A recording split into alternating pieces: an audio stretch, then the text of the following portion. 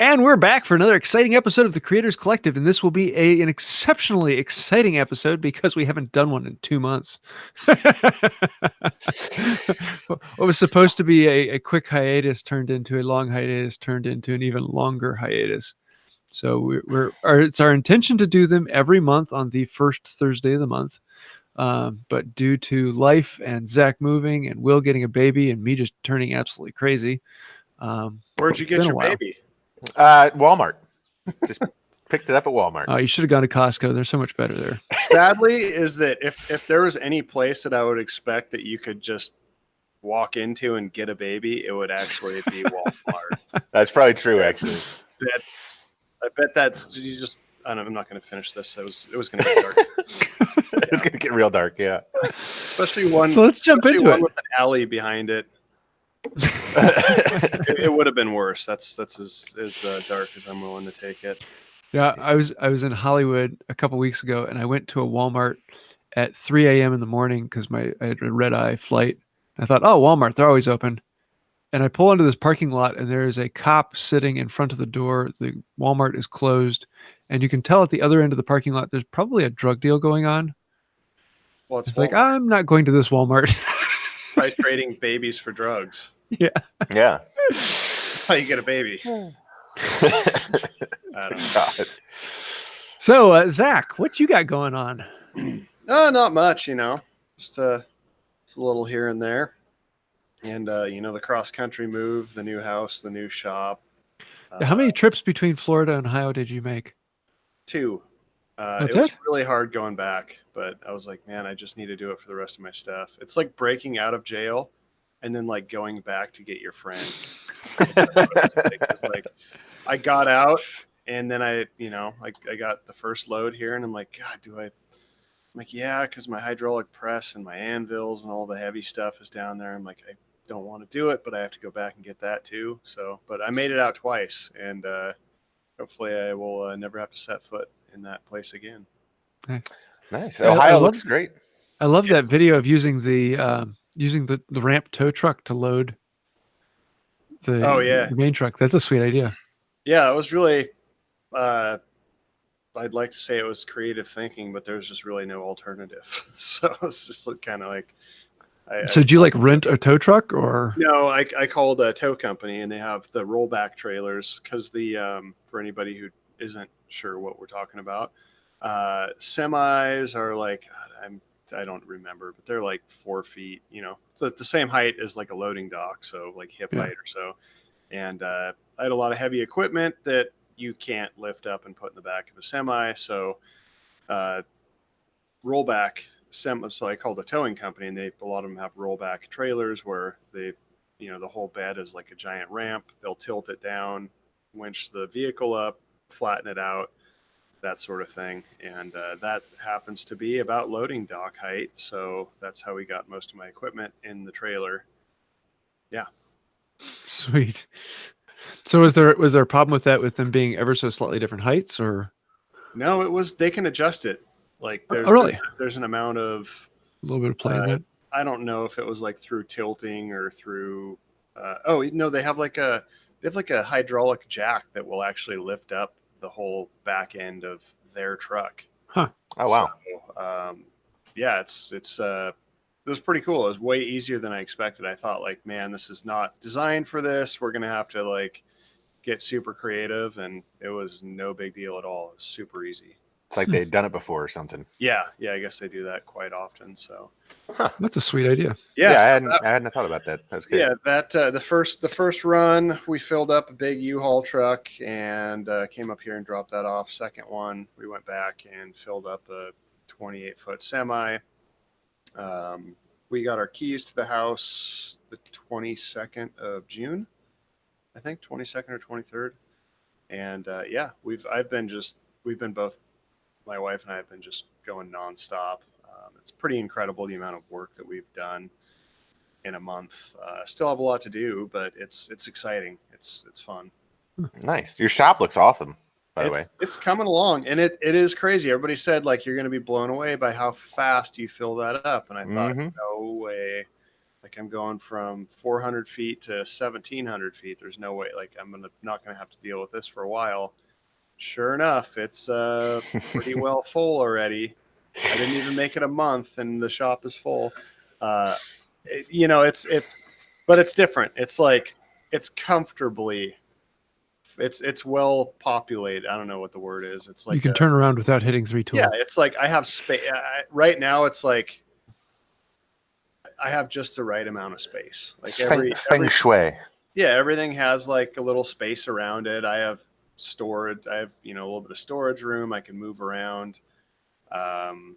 So it's very, very comfortable to work. I mean, once I get it organized, the problem is I still have crap everywhere. So just figuring out. I'm kind of getting to the tidying stage right now, where I have a lot of all the tools and stuff are in there. I got some new equipment from Jet that I'm super excited about. I got a planer joiner, one of their fancy new band saws, and a huge 2-stage air compressor. That's insane. Nice. I'm super excited about that because now I'll be able to run all of my, a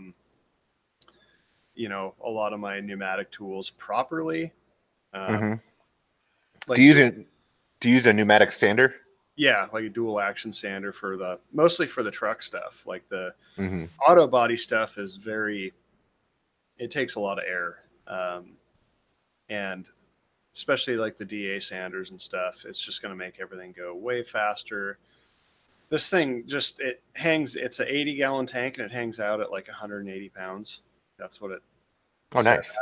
I have it regulated down to 100, but you have all that extra pressure and extra, space there. And since it operates, the tank sits at 180 pounds, the duty cycle is just way lower, and 2-stage compressors fill pretty quick. So the big thing about that is, I mean, I could operate on my smaller one, but the more your compressor is cycling and operating, the more condensation you have, the more temperature. It just creates a lot of problems. So this is going to be a lot better. And then I have some more cabinets and stuff that I ordered. So once I get that, I'll have some more space to put things, and it's mostly clearing off flat surfaces. Are you back? Are you back to work? Like, are you making things again? Or are you still in the organizing and I'm like half and half now. So the first month it was pretty much all logistics and like getting things put places, and I installed a big exhaust fan because the shop, it's 30 by 56 or something like that, I think. Nice. Is that right? I don't know, something like that. It's big. It's pretty good size, and there's no soffit or ridge vent in it, so the heat unfortunately followed me from Florida up here. And we had the whole Midwest just got record high, record heat, record humidity, dew points that are only experienced along the Gulf Coast, which is like, hey, Zack, you're never going to escape this. It was really, we had that heat wave that came through and it was really bad, but it was nothing. It was uncomfortable, but it was nothing compared to the average day in Florida. So how hot did it get there? Because here we had it was like 103 with a real feel of like 114 with 98% humidity. Yeah, it was worse there. So we got here, I think the heat index got up to like 107 or something. Okay. That's like your average not super hot day this time of year in Florida. I feel like the heat index is like 103 to 107 down there. So the heat wave here was like a normal day in Florida. But the nice thing here is that it cools down at night and in the morning. So at least you kind of get a break. And, the humidity, even though it was really high here, it's not the same. Like, I don't know why. Even the heat index feels different here. It's just, I don't know. It's much better. It's much more tolerable here. So. Sweet. Well, James, what do you got going on? I've been working on the bed. Mm-hmm. So yeah, more of that. Cool story. Tell us more.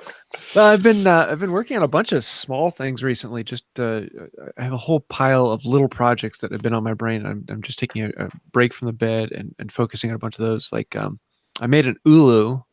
I saw which is that. Yeah. Alaskan knife. I did that as a collaboration with Blackbeard Projects. And we're gonna have to do some more collaborations because that was kind of fun because he doesn't as much like the woodworking, and I don't like the metalworking of the blades, and so the two of us work well together. Right. Let's see, made a burr puzzle. I'm making knobs and totes. I got a video coming out here soon where I'm actually going to be doing how to make a plain knob without a lathe. So how do you make a round shaped item without a lathe? So that should be a fun one. But just a lot of little things like that. And yeah, been having a good time in the shop. Do you remember way back when the no lathe pen challenge? Oh yeah. Yeah, no, Yeah. I was in that one. Yep, me too. See, I don't have mine here. I made an octagonal one. I did it with a hand plane. Yep. I was not in that one. That would have been like what, 3-4 years ago? Yeah, it was a long time ago. That was like in the beginning when everybody started. But cool. What are you on the bed? Where are you with the bed? Almost done. That's actually pretty quick for you. One of the problems is that I have to. There's a lot of work that has to be done off camera, and it's not worth filming every single thing, because if I do the same process 50 times, why record it 50 times when I record it 1 or 2 times and get enough footage for a video? Mm-hmm. And I just haven't had the time to do all of the other off-camera stuff now that I have all the footage for it. Because I have corbels that connect the top plate to the carcass below, and it's just a lot of little detail on those. Each one of them has has 2 sliding dovetails, top and bottom, top and side, and then you have to have the all matching dovetails. So the top plate has 5 sliding dovetails in it that are all spaced out, and then those all connect to corbels that then connect to the legs and the structure below. And so you have to have all these sliding dovetails perfectly aligned. Sounds stressful. It's tedious, and it's one of those tasks like I really need to get to that sometime. But as soon as I get that done, it's going to fly, because all I have to do is connect the stretchers that connect the headboard to the footboard, and then do the finished detail on it and finish it. So it's right there. I just have to get the time and focus to finish it up. Nice. So hopefully soon. I'm excited to see it when it's done. Yeah. Yeah. And then I have the glue, the second half of the glue test that I've been wanting to do for over a year now, which was supposed to happen like a month after, but it's still sitting on my bench. So hopefully that will be coming through soon. That'll be having a lot of the glues that are found in other countries. So I've had several people send me glues from Europe and South America, as well as several caulks and things like that, construction adhesives. So that should be kind of a fun one to actually compare side by side. Nice. Are you going to do, I'm interested to see how strong like Loctite power grab is. I think that one's in my list. Yeah. I think it is. I know I have like 2 or 3 Loctite tubes. Because the power grab was like in home building is like super useful for lots of stuff, because you can just stick it and then let go and it's stuck. Yeah. Well, cool. The CA of the construction world. That's right. That's right. Didn't people used to make like glue out of like egg whites back in the day? Yeah, you can make it out of any protein. Huh. Yeah, that was like one of the best quotes on the podcast ever. Yeah. You can make glue out of any body part. Yeah. That's right. What about you, Will? What you got going on? Since we last spoke, let's see. I finished the round. Finished the baby. Finished the round table with the opposing live edges, with the steel base. That turned out really cool, and my wife really likes it. It was supposed to be for sale, but I don't think I'm allowed to sell it now. And she wants me to make a matching chandelier to go over our dining table. I finished the book matched cherry live edge table with steel base. Working on the video for that right now. Clients came and picked it up on Saturday, and they absolutely loved it. That one was an interesting project because my tape that I usually use, my foil tape for damming up epoxy fills, failed. And I don't know if it was because I used I used the new Total Boat thick set epoxy, which is more viscous than, or less viscous, I guess, than their 2-to-1. And I used a different brand of foil tape. And I don't know if it was the tape or the viscosity of the epoxy, but it just leaked everywhere. And I was able to catch most of it in the mixing tub and pour it elsewhere, but it actually leaked twice. So then I dammed it up with a board, and I caulked around it, and then the caulk failed, and it was just a mess. And then the table base, I fabricated up the table base, and then it was what we talked about with the clients, and then they saw the picture on Instagram, then decided that they'd rather not have a stretcher that goes across the bottom, a steel stretcher that goes across the bottom that would almost sit on the floor, but rather have 2 separate leg assemblies that just bolted onto the bottom of the table. So that sucked because I had to totally go out and get more steel and refabricate a new base. And but I made the mounting plates on the legs out of 1/4-inch flat bar, and it's super, super stout. So they really liked it. So, when it's custom commissions, you just charge them for a change order and move on. Yesterday, I'm still finishing my basement and chipping away at that little by little. And so there's 2 windows in the room in the basement. That's going to be the bedroom. And the windows are set in an 8-inch block wall, and then I got a 1/2-inch space, and then a 2x4 wall. And so I needed to make custom jamb extensions out of soft maple that were 12 and they're like 12 inches deep. So just little stuff, and I'm trying to find inspiration. Once I got that table out of my shop, I wanted to make something for myself, and I just kind of like looked at my stack of wood and couldn't figure out anything to make. So I'm at that point. I've hit the rut, and I know we talked about that. The lull between projects. Yeah, where I'm just like, I don't know what I want to make. I don't know. So I'm trying to find inspiration right now, and so that's where I'm at. But I've got the opposite problem. Like, I have so much to do. It's just like I can't keep up with it. I was happy that I finally put out a YouTube video. I think it'd been 6 months since I put the YouTube video. I put the other one out. Yeah, you do about 2 a year now. I think I counted last year. I did 4 videos. Wow. Yeah. That's crazy. So rolling in that, really maximizing my sponsorship opportunities there. Now, have you made the 100th hammer yet? I have the 100th hammer and 101st hammer forged. I need to finish them and put handles on them. I think I'm going to do some fancy engraving. I'm in the process of recording them, so hopefully in the next couple of weeks I'll get that finished and published. I think this year I'm gonna put out some. I'm kind of gonna refocus on putting out some more YouTube content. That's going to be one of my goals, is to actually put out maybe a video a month or so, hopefully.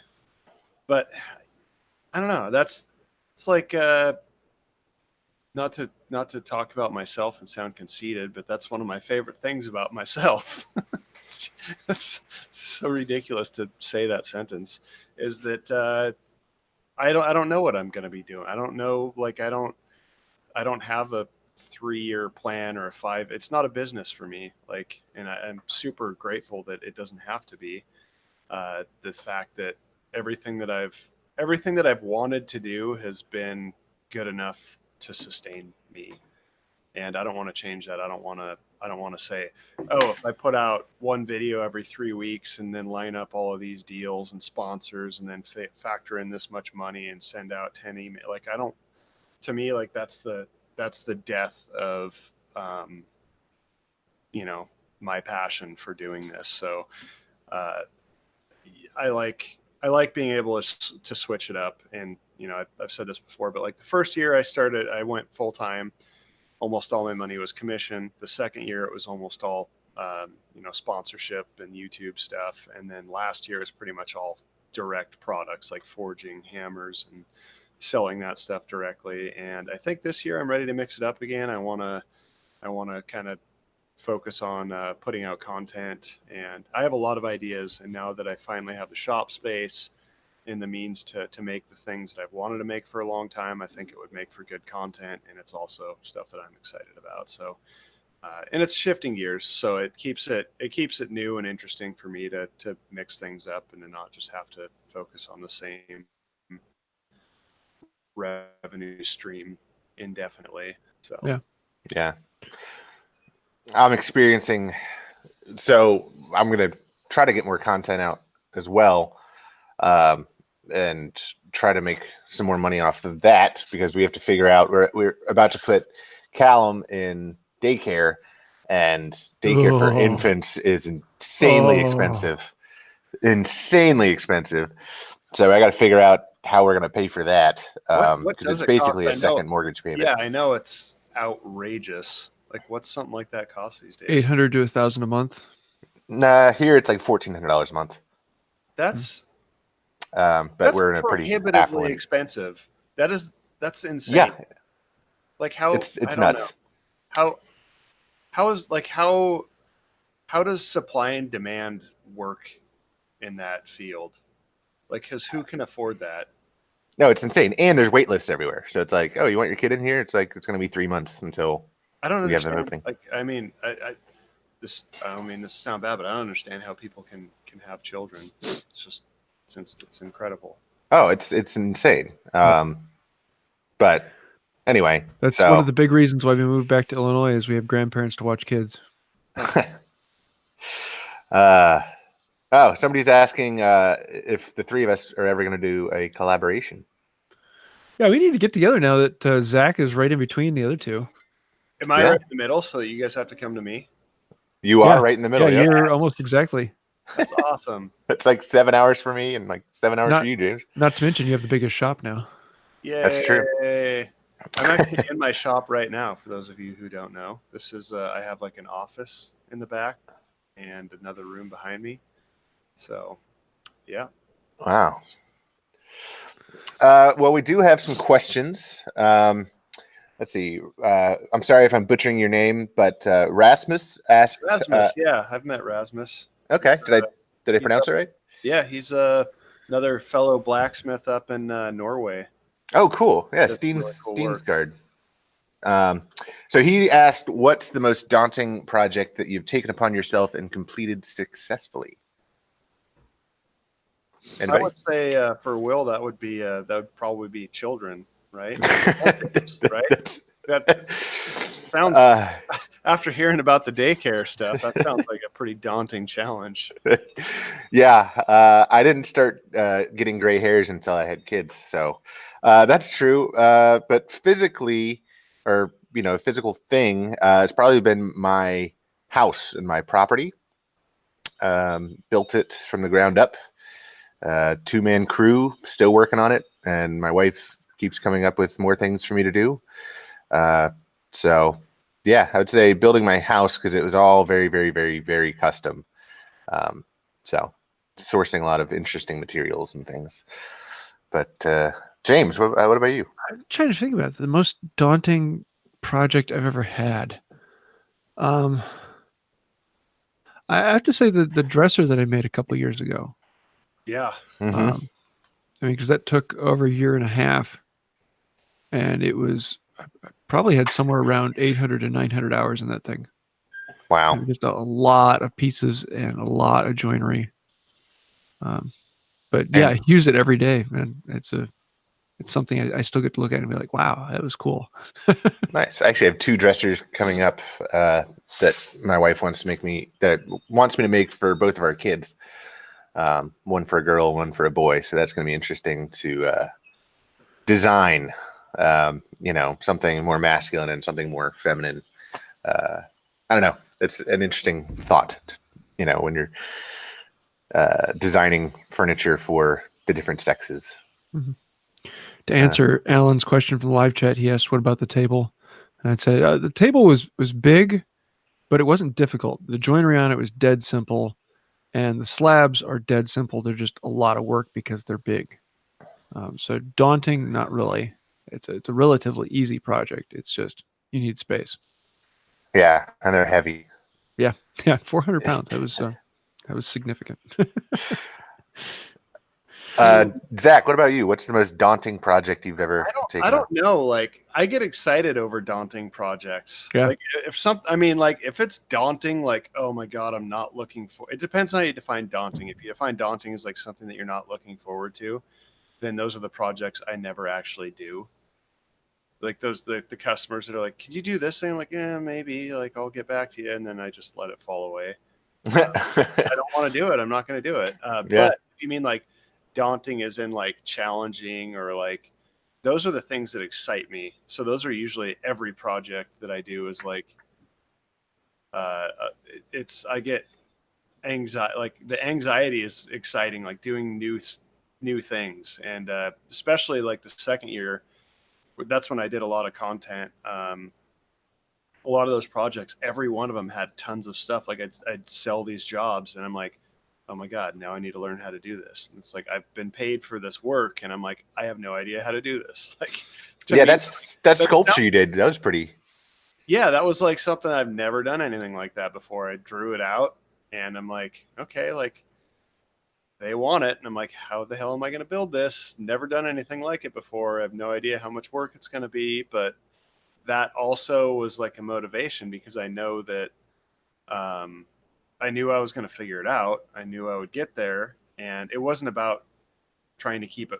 I think that's the cool thing about not like running a business in the way of having a ton of employees and where your goal is to be profitable and all of this. It's like, as long as I can feed myself, I'm happy. So I can go out on a limb and say, and not worry about the hours and stuff and go, well, obviously I'm going to pay for my materials and an estimation on my time, but I'm also going to learn these skills with this project, which is exciting. And approaching it from the mindset of like, I don't know how I'm going to do it, but other people can do it and I can figure it out.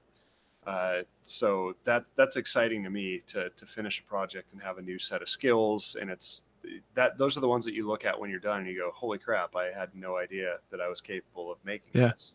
Yeah, I feel like it's some of those new things, like you take on a project or something that you have to do it the right way, or like you don't want to take shortcuts and you want to make it the right way, and some of those techniques might be kind of scary, or like you put them off because you don't want to screw it up, or it's stressing you out or something, but the reward and the payout once you do it successfully is like this high that you can't. I don't know. It's like when you do it and it's like really good. Yeah, it's exciting. It's like a first date every project. a good first date. A good first date. Well, even a bad first date can be exciting for a little bit. It's been a while. It's been a while. It's different these days with online dating, and you're like, you never know what you're gonna get. Yeah, I don't know. I never did the online dating. I'm glad I got married before online dating came out. Right? Yeah. But yeah, I don't know. I think the sculpture was a good one, and that industrial desk that I did, that's still one of my favorite projects. That red one. There's drawers and stuff.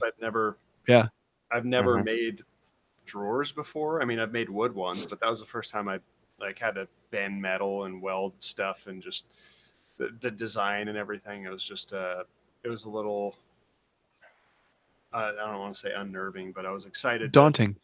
Yeah, that's a good word for it. Yeah, it was just a little, it was fun. It was exciting, and it worked, which makes it, more exciting. So yeah, that was a good one. Also, just the whole truck restoration. That's I think that is probably the best daunting thing that I'm working on, because if you look at, it's a perfect example of something that if you look at everything that needs to be done, it'd be really easy to go, nope, that's too much work, never going to happen. Yeah. But if you take it, if you go, okay, well, that's someday that's going to happen, but that's not my goal. Today, my goal is to do this one thing, like to take this one piece and make it better. Yeah. To learn this one thing, or to do one, get this one dent out, or to cut out this one section, whatever. Like just those small set, like Zen saying of like what a journey of 1,000 miles begins with a single step.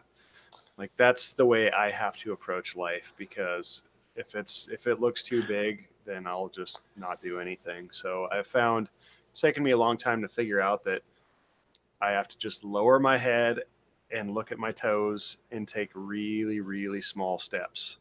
And then eventually when you look behind you, you go, oh my God, I can't believe I've come this far.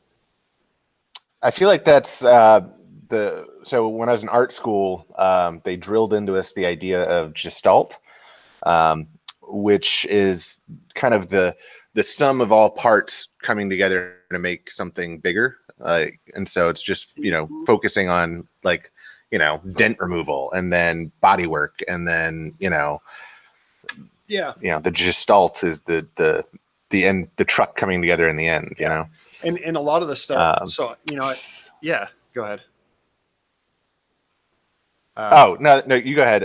There's a follow-up question, but the thing, especially with the truck, I mean, I was a mechanic for years, but mechanic and auto body are two different parts of, I mean, they're related only by the fact that they're both on cars, but they're totally, I had no discipline in doing body work or that sort of thing. So all of that stuff, I've done none of it.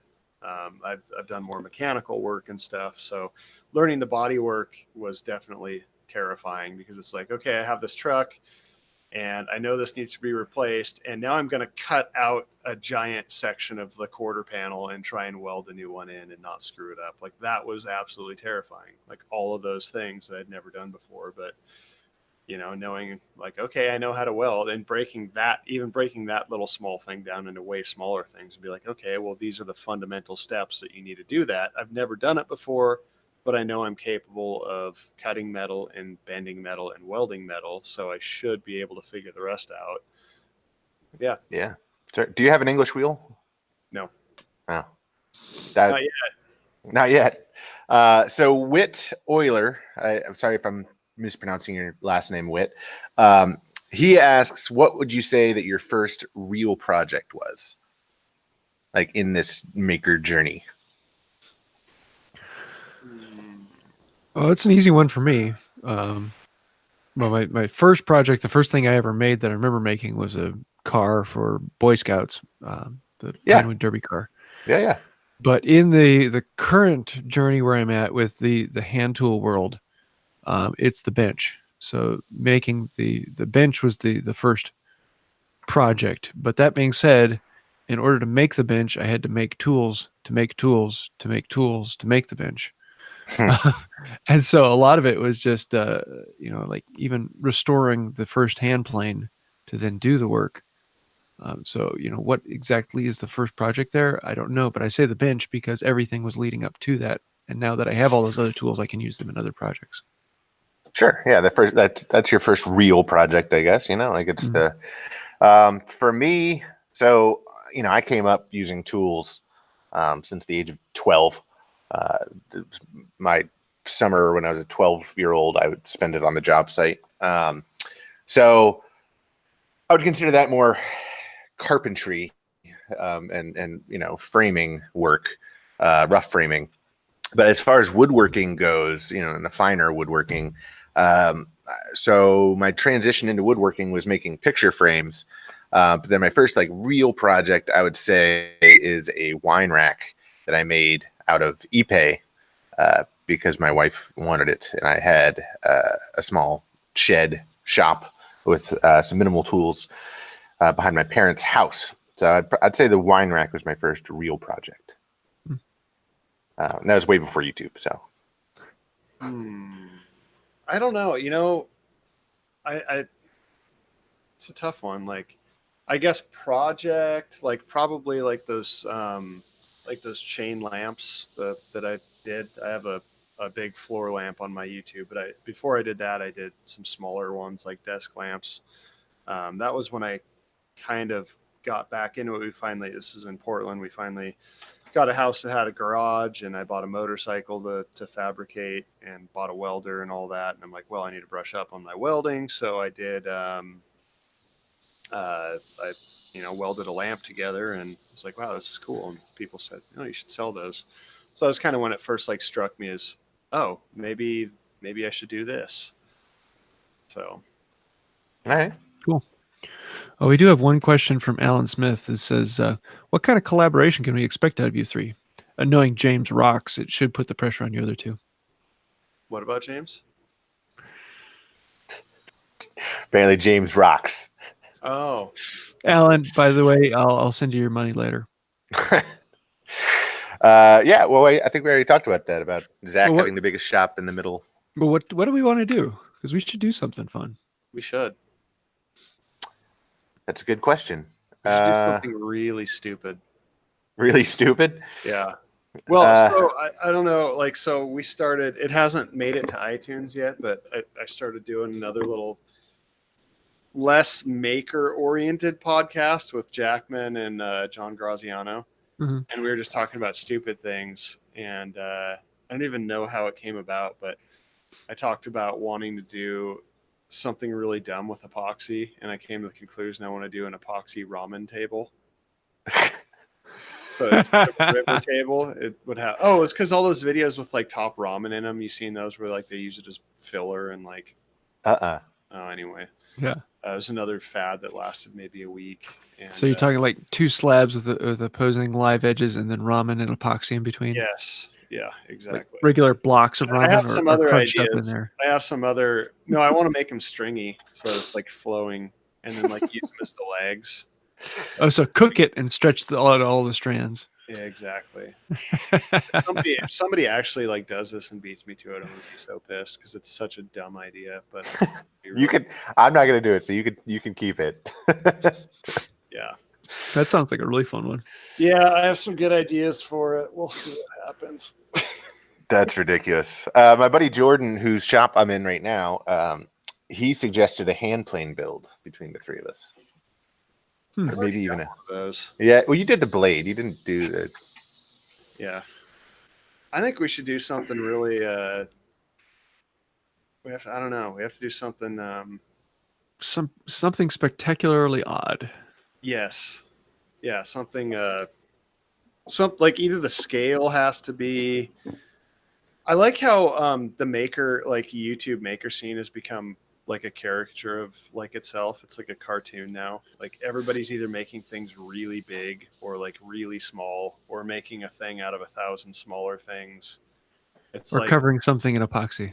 Yeah, it's like there's four roads you can go down to like create a sensational video. It's funny.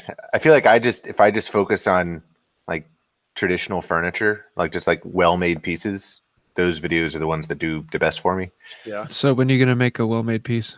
Oh, sick burn. A well-made piece. Oh, wow. Speaking of dad jokes, we've got one here. Yeah. What did the tree do when his local bank closed? Leave. He started a new branch. Ooh, good. Oh, that's good. That's good. That's good. You know, it's good when you just say that's good instead of actually laughing. Really excited about it. There's a lot of trees in Ohio. Yes. Yeah, is lumber more accessible? Lumber is a thing here. It's everywhere. So we're on like 1.5 acres, and we have in our backyard we have. Have you counted them all? Yeah, there's a lot of. I had an arborist come out and tell me like what everything was, because I bought this book, and I was like trying to go around and identify trees, but there's only so much that you can do. So yeah, we have a lot of. Surprisingly, there's a few ash trees growing because the ash tree plague has swept the nation. Like that, this is the most depressing thing to me, is that like ash is going to be completely wiped out. So they've been saying that for like 8 years, and it hasn't. I've got quite a bit true. of ash around me. Yeah, everyone's complaining about it and saying that, but it, nature still goes through. I talked to my some sort of like, because there's this. I think it was Paul Jackman brought over a pallet from Japan like 8 years ago, and on one of those pallets was the ash boring beetle, and then it consumed our like everything in our. It's just sweeping the whole country and killing. Yeah, the emerald ash borer is the what they're worried about. But I talked to my hardwood dealer, and he said that they've been telling him that for forever, but he's still readily getting ash. But it's cheap. It's like $230 a board foot or something like that. I love ash. That's what I use for my handles and stuff. But so we have some ash trees. We have a lot of maples, a couple of walnut trees in our backyard. And then there's this thing called, I don't know why they still do this, but like the I don't know, the American Society of Screwing Up Ecological Stuff. You know how they always like introduce non-native things to try and help, and then it always just wrecks everything. Yeah. Like I don't think that I don't even know what organization I'm speaking of, but like some ecological department of ecology or something like that. They always like do these things. They're like, oh, you know what's going to fix that problem? We'll bring in this like non-native thing that's never existed, and we'll just like let it go nuts and wreck everything else to solve this one problem. In Florida, they did that with, there's these things called love bugs down there. They're like these weird lab insects that were supposed to like help with mosquitoes, and they just completely take over like everything. And when you hit them with your car, it eats the paint off your car. They're everywhere. So we have that with stink bugs. Yeah, that didn't work. And then here, apparently, they're like for erosion control, they started planting honeysuckles, which are terrible. They're like the worst. Imagine a tree that's like a spider web. It's like a weedy spider web thing it just overgrows everything and strangles the life out of all your other trees. And yeah, so we have those everywhere. I'm trying to like go back and cut all of those out and stuff.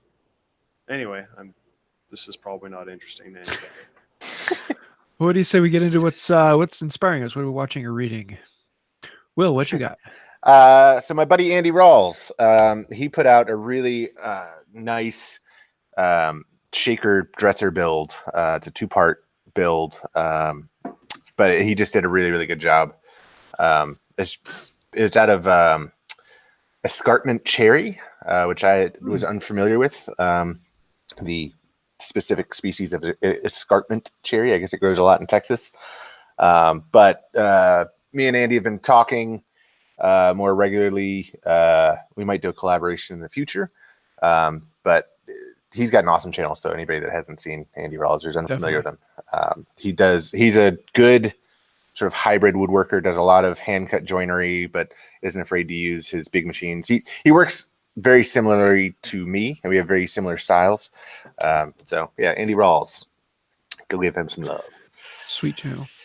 Yeah. I have to go for Peter Brown. He did a copper coating on a piece of plywood. So he had a small pendant he made out of a scrap of plywood, and then put on a conductive paint, so a paint that conducts electricity, and then use that to coat it in copper. So it actually copper, it dips it in copper sulfate, runs electricity through it, and the copper sulfate bonds with the paint. And so he has this copper pendant that is plywood inside, and I thought that's kind of a really interesting idea, and opened up a lot of ideas in my brain about maybe I could try that. Sure, it sounds like a copper veneer almost, sort of. Yeah. But like gold plating, but copper plating plywood. So it'd be a fun thing to play with. So I'm always looking for little new methodologies and things like that work well for making things. Totally off topic. I can't remember, but I just read the other day there's some car company, I think, that came up with a paint color, and it was like a copper color, and it was called "You're Never Gonna Catch Me Copper." That was pretty awesome. That's pretty good. I like that. Anyway, What about you, Zach? so I just finished reading this book. For all of you not in the live chat, you'll just not know what I'm talking about. It's called The Craftsman's Legacy by Erik Gorges. I haven't seen his TV show. He has a TV show called The Craftsman's Legacy. But he sent me this book. He actually reached out to me and sent me this book a couple months ago. And I finally, now that we got moved up here and settled, I read it in, I don't know, a week or so. And it was actually a really, really good book. It's just kind of talks about craftsmen and craftsmanship, and he, on his show, he goes around the country and kind of hangs out with people who are really good at what they do, from like glass blowers to woodworkers to you name it. Like, he's gone and kind of taken a day or two and hung out with them and talked to him about the craft. And it's just a really interesting book, especially if this is, for the craftsman out there. Just kind of gives you insight into other people's history, their background, what got them. It was just a really inspiring book. It's one of those things, especially, well, now that I moved here, I like in the morning, like sitting down and spending 15-20 minutes reading before I go to work. It's just like a nice little calm. And that book was always kind of inspiring for me to get out to the shop in the morning. So that's mine. Cool. I'll have to check it out. Yeah, it's a good book. Sweet. Well, Zach, since you're talking, do you have a favorite tool or product of the week? I'm going to go with that gigantic compressor that I have. It's weird, too. I feel like the bigger the compressor, the quieter it is. Yeah. It's not quiet, but it's not as loud as... In comparative. Yeah. I think it's probably a less obnoxious noise, too. Yeah. Like, there's little compressors are so, like... yeah, exactly. So it's... I'm excited to actually get to use it. Nice. What about you, Will? Well, my buddy Jordan, whose shop I'm in, I'll just keep saying Jordan over and over on the podcast. He's a good woodworking buddy of mine, and he was on an auction site, and I guess a hardware store was closing down, and he asked if I wanted to go halvesies with him on General Finishes Armor Seal by the gallon. We got 6 gallons of Armor Seal for $100. So that's wow.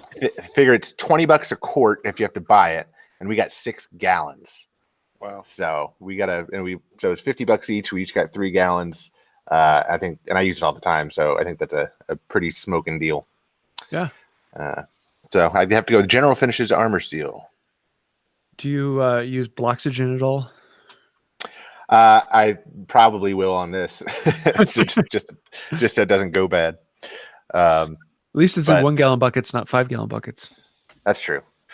Yeah.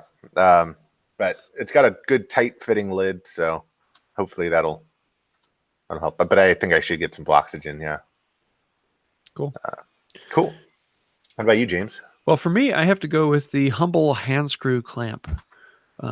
It doesn't get a lot of interest in the modern woodworking shop, but it is a tool that I find that the more I have them on hand, the more I use them for everything. Anytime I'm working on small pieces, for holding the small pieces and working on them, I've seen a lot of people using them for bandsaws and routers. So anytime you have a small piece you want to put into a router table or on a bandsaw to hold them in the clamp, and then you have something larger that you can hold on to, keeping your hands away from the blade. Mm-hmm. And I use them all the time. And not to mention, just for general clamping, if you use them right, they provide 2 strong parallel surfaces and a very large parallel clamping surface with an incredible amount of pressure. Mm-hmm. So they're just a really versatile tool, and I find myself using them more and more. I like to use them for holding small pieces at the drill press. Oh, yeah. More leverage holding onto it. Mm-hmm. less likely to spin out of your hand and cause an injury. Oh, I should put something else out there. So I created a Facebook group called Central Ohio Makers, and I begun, I don't know, one of those words. I started hosting a like an open shop / hangout once a month. The target is the first Saturday of every month, unless I'm out of town or something, then it'll have to get bumped. But we had the first one last month, and we had about 10 people show up. It was really short notice and really cool. I kind of want this new shop to be like the hub for people in the area. Anytime, people, well, not anytime, but when people need to borrow tools or get something done that they don't have access to, like the Saturdays are kind of a good opportunity for that and connecting people. And this next one, this Saturday, I think is going to be really big. I think this thing's going to get kind of, hopefully it won't get out of control, but I think it's going to get big really quick. So yeah, join that. Send a request to the Central Ohio Makers group if you're in the vicinity, and we'll get you added.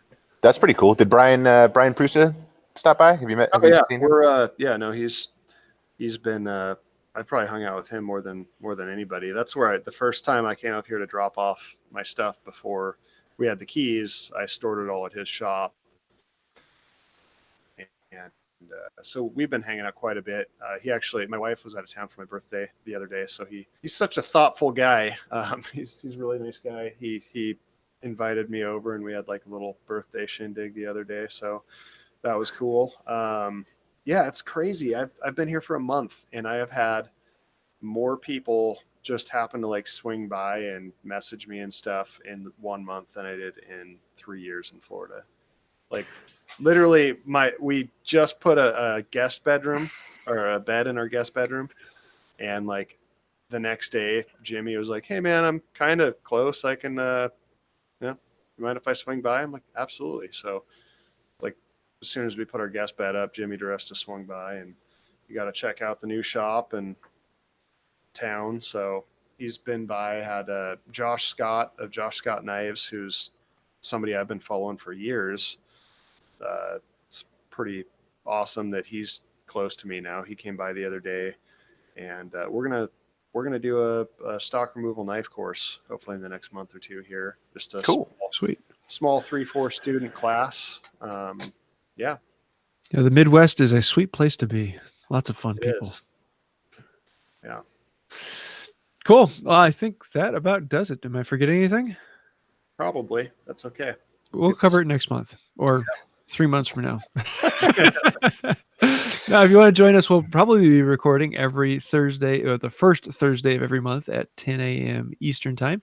And I'm looking forward to seeing you there. So I think that's about it for now. Until next time. Bye. See you later. Adios.